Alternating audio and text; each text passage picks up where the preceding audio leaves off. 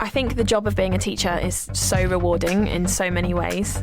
The connection between you and the whole class, that's still unbeatable. When my pupils are successful, it feels incredible. I think the greatest thing for me is seeing the pupils that I teach love the subject as much as I do.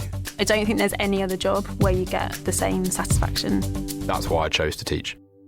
You could get £26,000 tax-free to train. Search, apply to teach. Selected subjects only, subject to eligibility.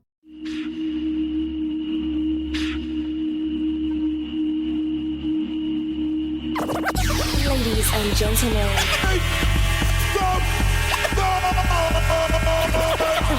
podcasting since 2005. You were listening to Gamer Tag Radio with your hosts Godfrey, Pete Rock, Paris, Pasta.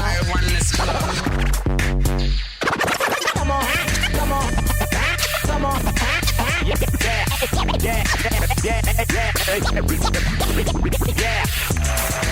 Welcome to Gamer Tag Radio 542. This is your host Danny, aka Godfrey, and also this week we have Poston. You could also call him Patrick. What's up, people? Man, doing good, doing great. Yeah, I love this episode because it's fan mail. The best, man. We have the coolest fans on the planet. They ask interesting questions that actually get us to debate with each other even more than we already do. Yes. But it's good to have outside perspective, criticism, thinking of different angles that, maybe we didn't think of at the time. It's great. It keeps us grounded. Gives us more stuff to talk about. I love it. And Patrick, very quick, I know we have a pretty cool giveaway for next week, right? For fan mail? Oh, yeah. We're giving away copies of the game Cobalt. What's this? For Xbox One. Right. Giving away copies of the game Cobalt for Xbox One, which is, again, if you listen to last week's episode. Not last week's episode. What episode did we just record? 541. 541. So if you listen to episode 541, I reviewed the game earlier, and you can check that out for impressions of it. But it's really a really interesting, well-designed, cute little platforming game with some cool difficulty challenges. Nothing severe. A lot of puzzles. Fascinating game. Listen to the review for the full breakdown of it. But yeah, you can have a chance to win a code, play the game on Xbox One. You'll have a great time. All right. So also we have Pete Rock. Pete, what up? What up? What up? How are you? It's been only a couple of days. Yeah, so you ready for long time this week? Well, we don't have Paris for this episode though. Good. Okay. All right. More time for Pete to talk. Damn troublemaker. You know what? We gotta get questions for Paris. I want the listeners to send questions for Paris because I want him to answer them. So send them to him. Stop ducking the show. There you go. But we have a couple emails here. But first things first, head over to gamertagradio.com, play.it/gamertag, listen to our past episodes. Also, you post your comments, or you can also share it with your friends, family. Just share it. Go for it. Spread the word. You can also find us on Spotify, iTunes, TuneIn Radio, Stitcher. We're all over the place. Also, give us a call, 786-273-7GTR. That's 786-273-7GTR. Or email us, fanmail@gamertagradio.com. And it's about that time, y'all. Fan mail. fanmail@gamertagradio.com. Fan mail. All right, so we have a couple questions here. Who would like to do the honors to answer the first one? I'll go first because I want to. This one I think was directed towards me. Believe this was David Rowe from the UK. Just finished listening to the latest podcast where you briefly discussed Doom. Whilst I agree with Pete's concern about the game's ability to offer content over 12 months, since when did this become a mechanism on which we rate games or decide whether games are to be bought? Will the same thought process be applied to Uncharted or Quantum Break or any other game this year? Whatever happened to a game releasing and being able to stand and be enjoyed on its own right, it shouldn't matter what comes further down the line. Good DLC content should be seen as a bonus, not a necessity or a deciding factor. All right, and that's he said, that's all, folks. Just my thoughts. Keep up the good work on the podcast. So shout out to David, man. That was awesome. Okay. Pete, what do you have to say, man? Okay. I don't think that it's a requirement, but think of it in the terms of the game of like the Call of Duties or like the Destinies, where now you're not just buying a one-time game, especially in a shooter. You're going to be done with a shooter type title. That rule may not apply to every game type. Like I think like Doom 3, I don't think I got any of the DLC that came with it, and I was okay with that because that game, I played for a long time. Games like Witcher 3 don't require it, and they could probably last 12 months if you're just going around doing side quests and everything else. But when you have a game with based on a shooter, a lot of those maps get repetitive really, really quick. And especially a game like Doom, where your sandbox type shooters, you're going to be done with those with those maps rather quickly. So in an instance like in a shooter game, yes, I do think that you have to look forward to DLC to decide whether that's something you want to invest $60 of your hard-earned cash into playing something that you might not get a long time for. Now, that goes back to whether you enjoy or you get a bigger or better appreciation of that game over that lifespan. So maybe you're okay with playing a game for 2-3 months and it's worth the $50, $60 to buy. Mm-hmm. Others may not. Others may want more bang for their buck. No pun intended. Shooters. Yeah. That's my personal opinion. I would just say those people that, if you're not sure what the shelf life of your purchase is going to be, like, you want the game, but like you're trying to justify this $60 versus another $60 game, just buy the physical version. Give yourself that option to trade in. I know we're moving away from that, but like you at least want to be safe. Because I recommend you only buy the games digitally that you want to keep and be like, one day show your grandkids, this is what I played when I was young. It was awesome. They're like, shut up, granddad, come play VR with us.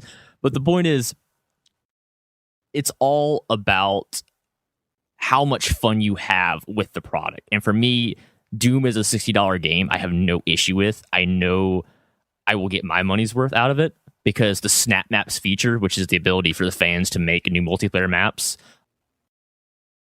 I'm looking forward to that. Because I got to say, I did have a good amount of fun playing Doom 3 online on Xbox Live back in the day. It wasn't very populated of a game, much more popular on PC.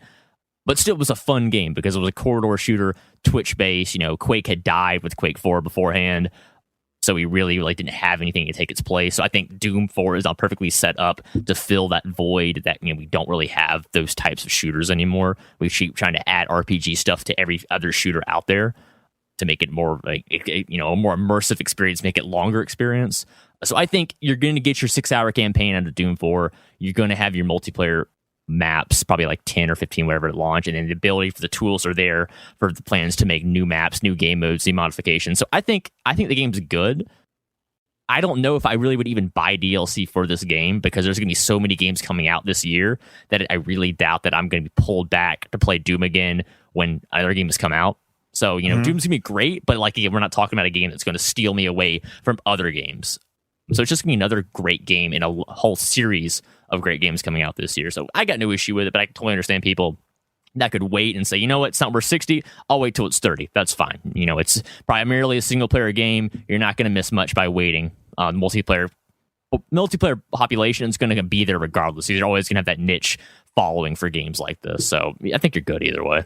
But isn't it this game multiplayer wise? They're gonna have like a map editor for just talking about the Snap PC. Maps thing. Yeah, right. Okay, all right. I just want to make sure it should be on the console versions as well. I mean, well, actually, no, it's on the PC, but you could download those for your Xbox One. Okay. So you still have access to the content. You just can't make it. Exactly. I'm okay with that because predominantly the serious modders are already on PC. We've experimented with having creation systems like Time Splitters, and one of the old Far Cry games used to let you make maps on a console. It worked okay. Frame rate was pretty bad, but that probably works better as long as I know that there's a dedicated team of people out there that love Doom, dedicate themselves to making maps. I mean, that makes me excited to be like, oh, cool, I get constant new updates. I remember when I would jump back in and play Doom with my friends. It's just there's always going to be new stuff there, keeping me back interested into it. But right now, for me, it's still a single player game primarily. That's what I'm excited about it for. All right, so we're gonna play this voicemail real quick and have a few things to say about it real quick. Hey, what's up, GTR? Calling on a topic for you guys to talk on the show. This is Trey Letters from Twitter. Can you call on this topic about this Quantum Break going to Windows 10 a month before release? I want to see what you guys think about that. I feel it's a little shady, but I do understand the business part of it. I just want to see what you guys think about that. All right? Peace out. All right. Thanks for the voicemail. And I know, Pete, there was another person that sent us almost the exact same question. His name is Kevin from Ohio. It's a real it's a popular thing to talk about this week. Yeah. I believe it is from Kevin, and there's another one. The voicemail. No, not just the voicemail. There was two of them. I guess it was just Kevin. Yeah, right. Kevin and the voicemail. That's it. Yeah. Okay. So yeah, there's the email from Kevin talking about Quantum Break, the whole issue with Quantum Break and what Phil Spencer said, and the whole exclusivity, not just being on the Xbox One console, but as well as being on the Xbox app on Windows 10. We discussed that in big detail over on episode 541. So I would recommend going back into the archives and listening to the episode from earlier this week and listening to our thoughts on that. All right. We have another one. This is from Garrett from Fresno, California. What's up, GTR? First off, I love the show and I look forward to every new episode. That is awesome. Thank you. You all have sold me on quite a few games already. You got to tell us which games. I'm very curious about that. He said he has two questions for us. First, is there a Dead Space on Xbox One, like a Dead Space game on Xbox One, whether that be part 1, 2, and 3? Second, is there any word about a part 4 coming out anytime soon? I love those games. I can never get enough. Keep up the great work.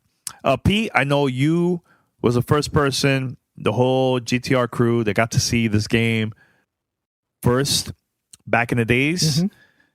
And I know you played part 1 and 2. Have you played 3 or no? I did play part of 3. I think for me, though, and I never finished 2 or 3. And that's... I finished 2. 2 is awesome. It's all right. I got stuck on 2, Pete. I was mad, but I wanted to finish it, but I got stuck. One will always hold a special place in my heart because it is one of those great, like, they say it's kind of like a horror, but I don't know if I could call it a horror game. When I think horror game, I think more of like Condemned Origins type. That for me is a horror game. It's more like a survival game, in my opinion. It's a special game for me. Whether there's going to be a 4, I think last year or the year before, there was 2013, it was reported that EA had shut down the production, allegedly due to the lack of sales or the lower than expected sales for Dead Space 3. EA president Frank Gibeau actually said it was patently false. We don't know if there's another one in the pipeline. That's something, maybe EA is holding that close to their vest and they're waiting for E3.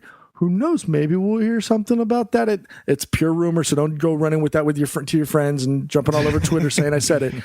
Yeah, but you never know with these people. As far as being on the Xbox One, maybe via backwards compatibility on the Xbox One, you can play it. But as far as like an HD remix of it or something like that, no, there's nothing that's been announced at this time. Yeah, usually when it's a game that. An old game they want to add it to the Xbox One. Usually, when it's from a third party company, Microsoft have to get permission from, let's say, for this game, EA. Once EA gives them the green light, then yes, they'll allow it and they'll have it for the Xbox One. But for right now, they don't. So my recommendation is hit up EA either through their forums, customer support, or through Twitter, Facebook. Just go all out and recommend them. Hey, is it okay to have this game available for Xbox One? I think that's the best thing you could do.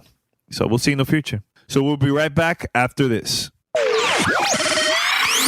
This is Gamer Tag Radio. Voicemail 786-2737-GTR.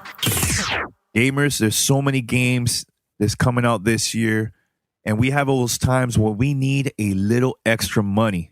Well, I have got a really easy way you could do it. Drive with Uber. Uber's a smartphone app that connects riders with drivers. So as a driver, it helps you to make extra money driving your own car, and it's totally flexible. You don't have to quit your day job to make more money because Uber lets you make extra money on your schedule. Whenever you need extra money, just turn on the app and drive. A few hours here, a few hours there, it all adds up. And it's really easy to get started. First, go to drivewithuber.com to sign up for free. You could do it right now on your phone. Second, answer a few basic questions about you and your car and then get approved. Third, start driving. That's all there is to it. I told you it was really, really easy. The Gamertag Radio listeners, start enjoying the flexibility of working when you want and earning extra money on your schedule. Sign up to Drive with Uber. Go to drivewithuber.com. That's drivewithuber.com. Once again, drivewithuber. That's UBER.com. Voicemail 786-2737-GTR. All right, Posse, you want to read an email? This one's from Mark from Illinois. Shout out to Mark. He says, been listening to you guys for a few months now, and I'm loving all the content interviews you all get. Keep up the good work. First thing, I was just listening to your most recent episode, and you discussed a lawsuit regarding tattoos in games. While I'm not sure if the artist deserves $1 million, there should be something in the credits giving the tattoo artist credit. That's their artwork, and it is being recreated in another art form. A song can't be used without giving the artist credits, so why should a tattoo be any different? Second, my guess on the Bethesda conference is that it could be a new Elder Scrolls game, but maybe not developed in-house. Maybe they'll let someone like Obsidian develop, similar to how Obsidian handled Fallout New Vegas, which would be awesome because I don't want to wait 3 or more years for another single-player Elder Scrolls game. Thanks for all you guys do. Thanks for the email, Mark. That's good. On the first one about the tattoos, yeah, I agree with you. I haven't played the newest 2K, so I can't load it up, go to the credit screen, and see if it actually is crediting these tattoo artists. Because I think that's the appropriate place to put it. You put it in the credits along with everyone else who made the game, and that should cover it. But again, it's almost like grasping at straws because we don't know how this works on either side, the business aspect or the artistic aspect. We really have no experience with this sort of licensing, but to me, it doesn't really make any sense. We discovered this at link on a previous episode. You can check it out in the vault. So for me, I agree with you with your analogy of you can't use a song because without using the credit for the artist. So I think that the credits is where that should take place and no more thing else. The second part of that question about Bethesda, I don't want Elder Scrolls to be developed by anybody except Bethesda, which I guess sounds elitist, but I just think they're the only ones who can really pull that off to have, that basically insane 5-year development cycle in our modern gaming age, which doesn't really happen anymore unless something has clearly gone wrong and they have to fix it. Mm-hmm. That usually doesn't happen anymore, but Bethesda has consistently been doing that with their Elder Scrolls games, making sure there is a long gap between each of them. And I think that's important because that's what makes Elder Scrolls such a big name in the industry, the fact that you do have to wait 4 to 5 years for a new one. So when it does roll around, it's oh my God, look at what they've done now. Look at this new graphics engine. Look at this new portion of Tamriel they modeled this time. There's so many things they could do with it. I'm not in any rush, friggin' me. I'm still enjoying Fallout 4. I'll be enjoying Fallout 4 for quite a while. I'm in no hurry for new Elder Scrolls. And personally, I'm not a fan of the online one either. I've tried it. It's not for me. A lot of people do seem to like it, though, if you need additional Elder Scrolls stuff.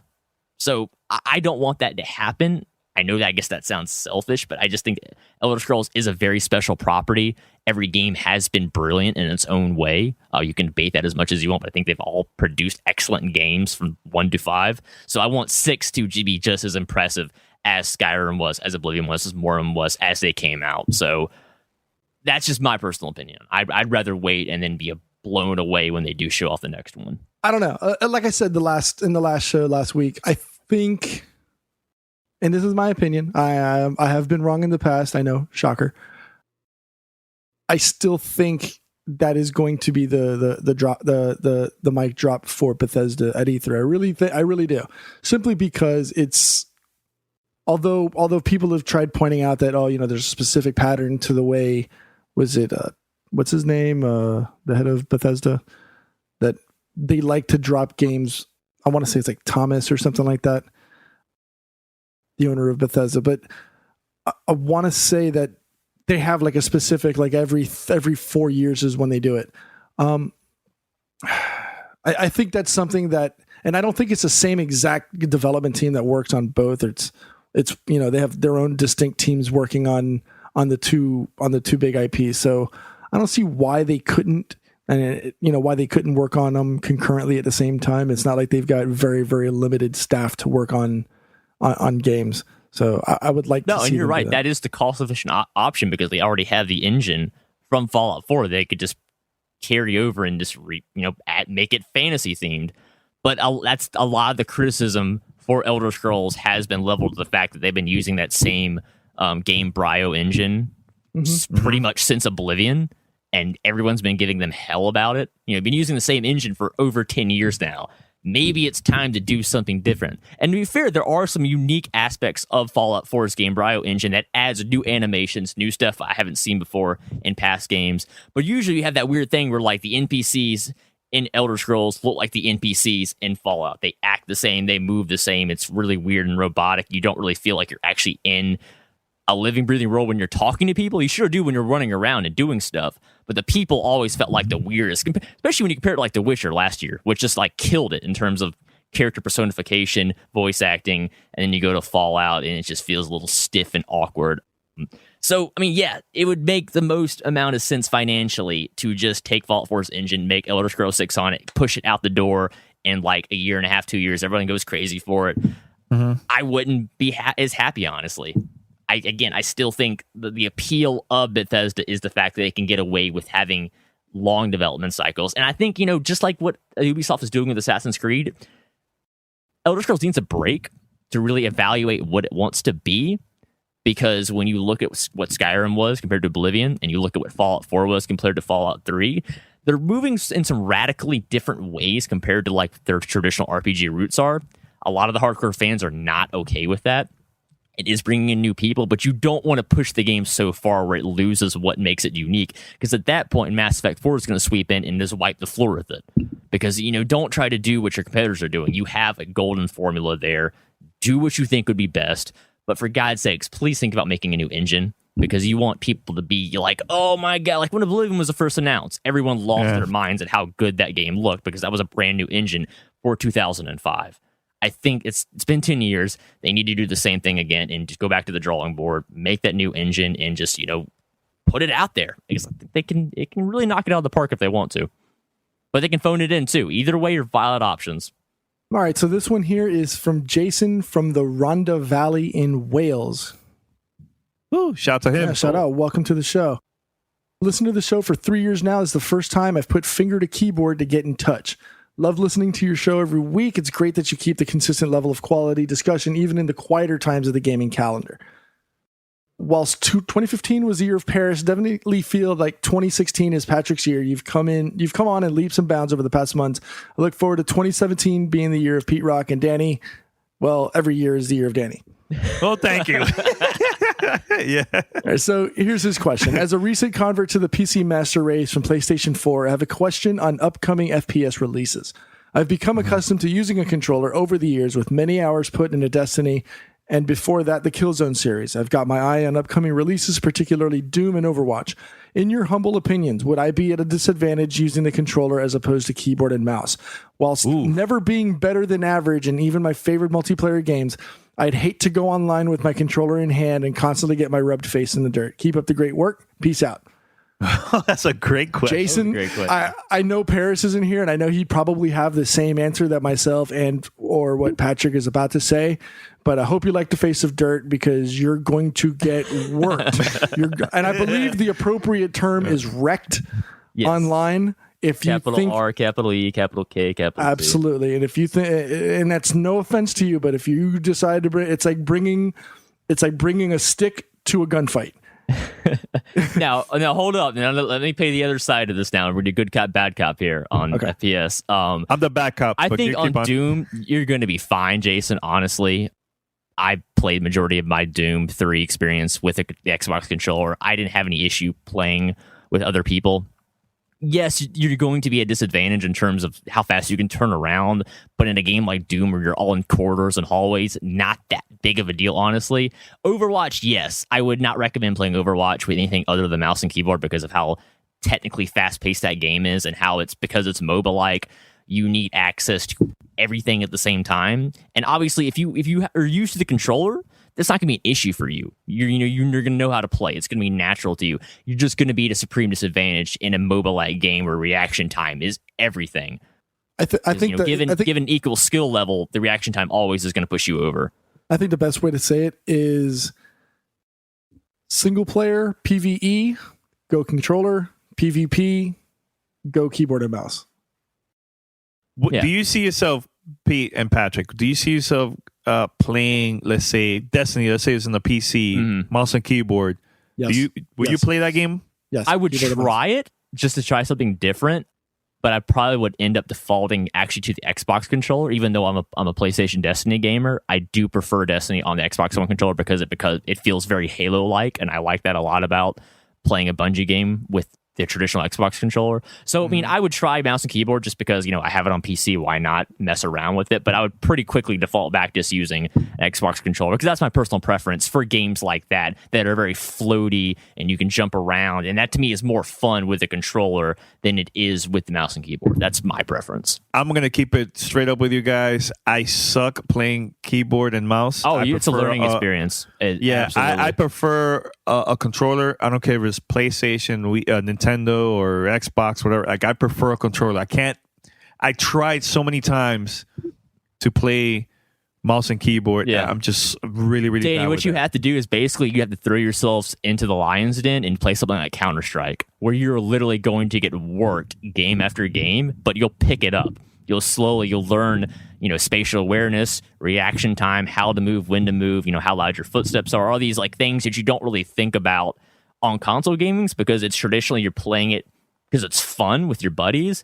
But the PC aspect, when you go into a server, you don't know anybody, there's automatically that competitive edge is like, I want to be the best on the server. I want to prove my dominance, my alpha male, if you will. But I feel that way with well, that's good. With a console. That's good. So, like, because you're competent with the controller. You feel comfortable in your abilities. That's why I like, leaving my comfort zone, going to the mouse and keyboard where I'm not as proficient as I am with the controller. And it's like playing a different game essentially. That's why I'll only play Counter-Strike on mouse and keyboard. I played it on the past, both on 360 and on the original Xbox back in the day. There's both two versions of Counter-Strike. It was fun. It was okay. But to me, that I enjoy the ridiculous twitch aspect of the game that you don't get on a console controller. Same reason I play games like Heroes of the Storm, because I enjoy the mouse and keyboard precision and how accurate and fast you can be. But again, it's 50-50 for me. I still love my controllers. PS4, Xbox One controller, they're plug and play with my new computer. I love that. No software drivers required. So it's the best of all worlds. So, I mean, Jason, you're good either way. I would just say take time out of every day, practice on mouse and keyboard. Don't be discouraged. Because that's the only way you're going to get good is playing people better than you and slowly learning. Like for me, when I first got my my fight stick for Street Fighter 4 back in the day in 2009, I was awful. I was so bad at the game. It was ridiculous, and I got so frustrated, so mad. But after a week, I picked it up. And by the second week, I was like, I get it now. This is why people use this. This is amazing. I'm so much better now. But it's the same thing. It's that hurdle. You've got to get over that initial week to 2 week hurdles. Once you're past that, you'll be golden. And you just practice, and one day you'll be as good as everybody else out there, or better. All right, very quick before we take a commercial break. Very, very quick. What was your first game that you actually played on the PC, mouse and keyboard? Pete, go. First game. Rainbow Six. Okay. Mine was Unreal Tournament. Did horrible. Patrick, what about you? Yeah, Rainbow Six Rogue Spear, actually, the first expansion to the original. So yeah, Rogue Spear online, GameSpy Arcade, 56K dial-up. Those were the days, man. This was hardcore gaming back in the day. So yeah, Rainbow Six, good legacy. Yeah. All right, so remember, send us more questions. We also have a contest. So, we're going to pick random people that send us email or voicemails. We're going to send you a free code of the game and stuff. So Don't miss that. So we're going to take a short break right here. And Pete, I know we have a review for this week, right? For this episode? That's correct. We're going to be reviewing Unravel from EA Games. Yarny. Yes, it just came out. Team Yarny. Team Yarny. What? Yeah. And also, Patrick, the last interview since your trip, Places of Experience, which one is this one? This last one is a game called Randall from We the Forest Studios. This was another game I could check out at PlayStation Experience. Last year had a great time. This one's interesting because it's a 2D platformer with like a very distinct hand-drawn art style, almost like the cell shaded of a graphic novel. With an interesting power set. I don't want to give anything away because the setup was, it's kind of one of those games, almost like Infamous, where you wake up with these powers and you're like, why do I have these powers? And the game slowly unveils that to you as you go throughout the game. So really cool puzzle, action, combat, good balance. If you played, I can't even think of good to compare it to. That's how original this game is actually. Is I can't really think of a good, maybe like a Metroidvania style thing. It's probably the closest I would say as a comparison. But with some really unique aspects to it. But yeah, it's called Randall from We the Forest Studios, and check out the interview right now. So we'll be right back after this. Welcome to Play It, a new podcast network featuring radio and TV personalities talking business, sports, tech, entertainment, and more. Play it at play.it. Voicemail 786-2737-GTR. What's up? I'm here to talk about Unravel. So Unravel is a physics-based platformer from Coldwood Interactive, and it's published by EA. You'll likely remember us fawning over the experience at E3 last year, as well as most of us giving it Game of Show. Well, folks, it's out, and if you haven't already gotten yourself a copy on either console or Windows, do yourself a favor. Go get the game. For those that aren't familiar with it, the story revolves around Yarny. He's a red action figure-sized creature made of, well, you guessed it, yarn. And he's similar to Sackboy from Little Big Planet, but I think that's where the similarities probably end.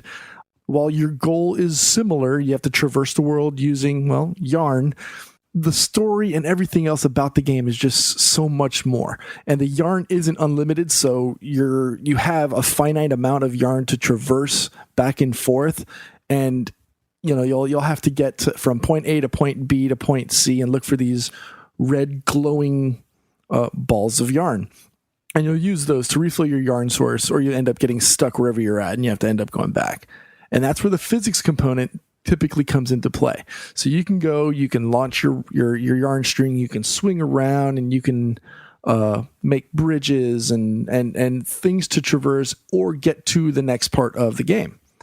And navigating the world around you is up to you, as there's no defined way to play the game. There's no right way or wrong way. And you can always backtrack if you think you missed something, or if you want to go back and maybe do something a little bit better, because you've always left this trail of yarn behind you. But that's not what the game is all about. There's these beautiful visuals. The game is amazing looking. It's almost photorealistic, and it draws you into the game unlike most other platformers. Typically, the background, it's like just background. But in this game, it's a world all in its own. It's almost like two games are going on, but you can only play in one. And the story behind the game, when you begin to stitch together the memories Yarny must uncover throughout the story, it starts to tug at the heartstrings, remind the player that life's memories are all we really have and should be cherished. And I know it sounds off when I'm the one preaching about memories and thoughts and heartstrings, when I'm usually talking about shooters and FPSs, but Unravel is a pleasant, if not welcome, change from high-intensity action games. And to sum it all up, I highly recommend Unravel from Coldwood Interactive and EA. Special thanks to EA as well for providing us with codes to play and review the game. The game is available right now for $20 for Xbox One, PlayStation 4, or for PC. We'll take it back over to the guys. This is Gamer Tag Radio. Voicemail 786-2737-GTR. Hey, what's up, Gamer Tag? Patrick here again. Now moving on to a different type of game. This game is called Randall from studio We the Forest Studios, and I just got a chance to check this out. Very strange, very unique 2D action-adventure platform, Metroidvania, definitely in that vein, but it offers something pretty unique. I haven't seen any other game right now. I'm everybody join me by my special guest real quick. Could you please introduce yourself and what you do at the company? Hello, my name is Armando Webb. I'm the games director. The name of the company is called We the Force. Yeah, it's owned by Cesar Ramirez, who is not not here at the moment. And this is Randall. This is our game. So, for those who have no idea what Randall is, break it down. I mean, obviously, it's 2D Metroidvania. It evokes a lot of mental images for people, a lot of history there. What is Randall? What sets it apart from everything else out there?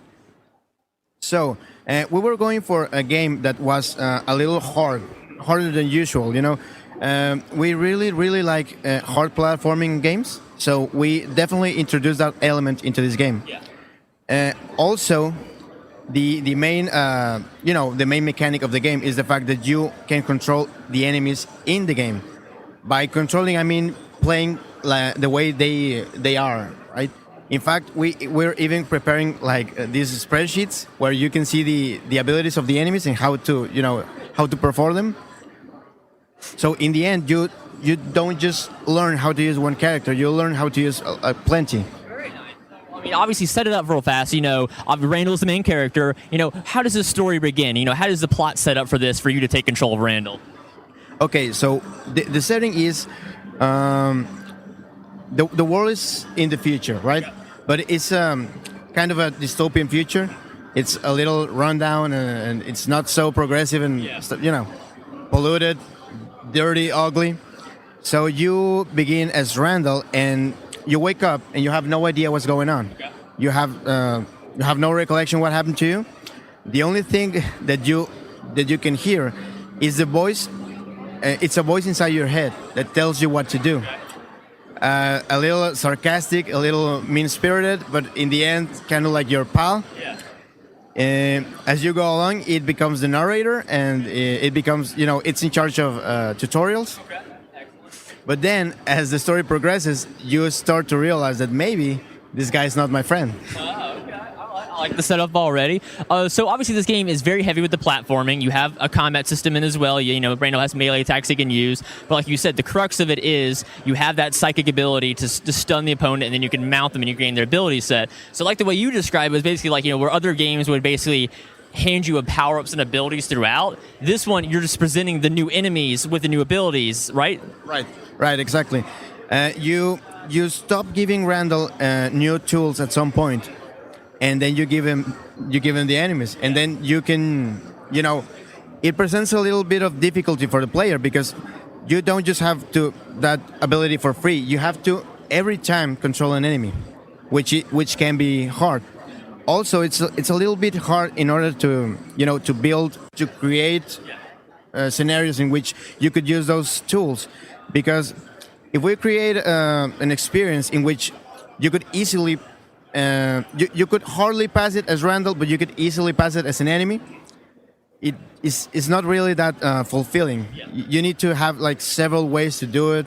You need to be able to pass it as several enemies.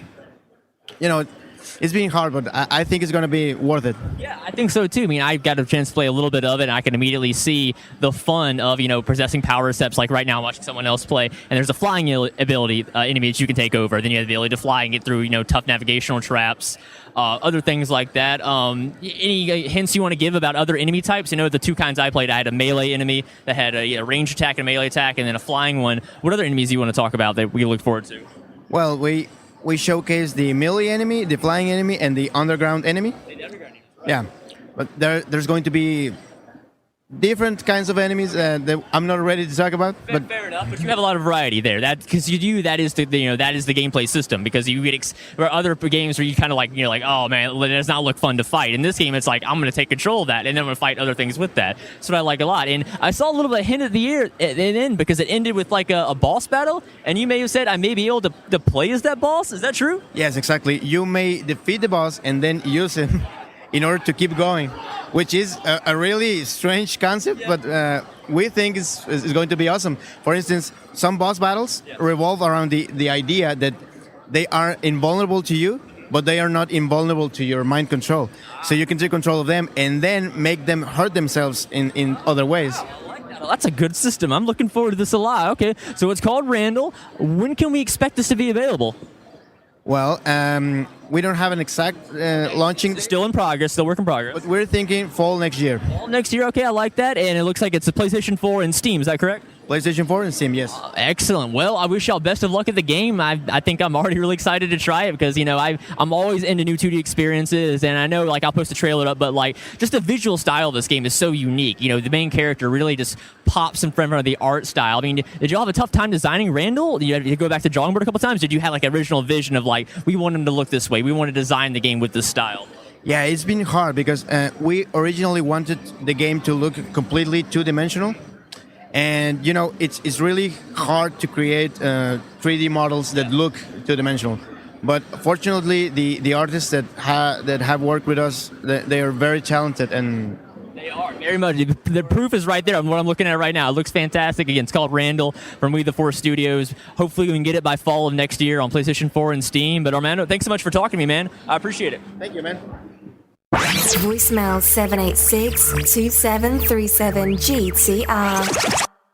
All right, so we're back here. First of all, Pete, thank you for the review. Yep. Guys, highly recommend it. I love that freaking game. Bleep the crabs. Go buy Unravel. What? You're not a fan of the Bleep the crabs. Fan of that? I hate the crabs. It gets tough, man. The game gets really, really tough later, man. So, and also Patrick, great job on the interview. Great job on the whole PlayStation experience. We had weeks and weeks of content. So hopefully it could go this year. Hopefully, if they ever have hopefully Sony does it every year. I mean, it's a great idea. Again, PlayStation fans are great. I'd love to go meet Nintendo and Xbox fans at similar events. So Nintendo, Microsoft, pay attention to what Sony's doing. They're making good plays. Well, EA is doing it, so why not? They can do the same thing. EA fans, heck yeah. Mass Effect fans, man, that is a fan base. Love the Mass Effect lore and backstory. Looking forward to talking to people on that one. All right, so we're going to wrap it up. Head over to gamertagradio.com or play.it/gamertag. Send your comments, post your feedback, and also share with your friends. And also, you can subscribe through Spotify, iTunes, Stitcher, TuneIn Radio. We're everywhere. Just spread the word and subscribe. Also, give us a call, 786-273-7GTR. That's 786-273-7GTR. Or email us, fanmail@gamertagradio.com. Remember, send us questions, you win a free game. Right, Patrick? Yes, sir. Free copy of Cobalt. All right, so we're out. Until next time, we're out. Peace. You're listening to Gamertag Radio. Be sure to like us on Facebook. Follow us on Twitter. Thanks for listening. Tune in next week.